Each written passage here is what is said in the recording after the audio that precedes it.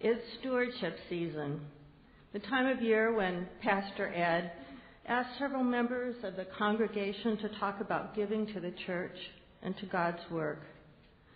So when you see that designated person approach the podium, you're probably thinking, wow, that person must be a really big giver. Not my household. At least not in the last decade of 2 layoffs, a patchwork of freelance and part-time work, 2 major surgeries, and lots of elder care that ended with the death of my 93-year-old father in July. Nelson Ittner is one of the saints that I am remembering and celebrating today. Regardless of my financial circumstances, each year I make a pledge to TLC and rely on simply giving to make my offerings faithfully, whether I am in church that Sunday or not. And the strange thing is, whatever I've pledged, I've easily been able to spare. God doesn't look for big givers. God delights in faithful ones. Those people who pledge, promising to give on faith part of what God gives them for God's work happening in this community that we call TLC and elsewhere. Trusting God to help them through whatever financial difficulties and challenges will be in the next year. My model for pledging and giving was my parents' generous giving to church and charities, and my father's private acts of charity in good years and bad. But what a person gives is not the whole of it. The act of giving also renders us more able to graciously receive. My father and I received so much from TLC disciples over the last several years. You see, I moved my parents from Southern California to Minnesota after my mother suffered a serious stroke and she was no longer able to speak. My father was my mother's caretaker. He was shy and very hard of hearing and lonely.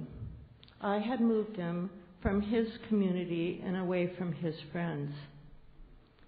Marilyn Erickson, TLC's Christian Care Coordinator, noticed and assigned him 2 TLC befrienders.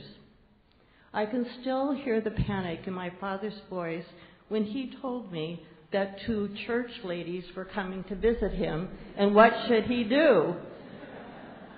I pictured 2 prim, white-haired ladies knocking at his door.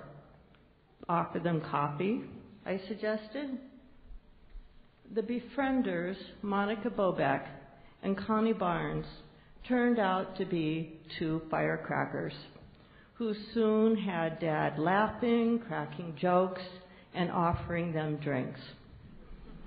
They and their husbands, Ray and Butch, occasionally took him to dinner or lunch, invited him over to watch a football game, brought him a Dairy Queen Blizzard, and dropped by for happy hour.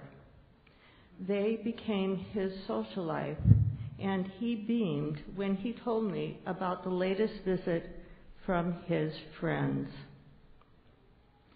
Days after celebrating his 90th birthday, Dad had a stroke, and the Bobacks and Barnes were frequent visitors to Dad's hospital room. Pastor Stephanie brought him a prayer shawl knitted by the K3P3 ministry here at TLC.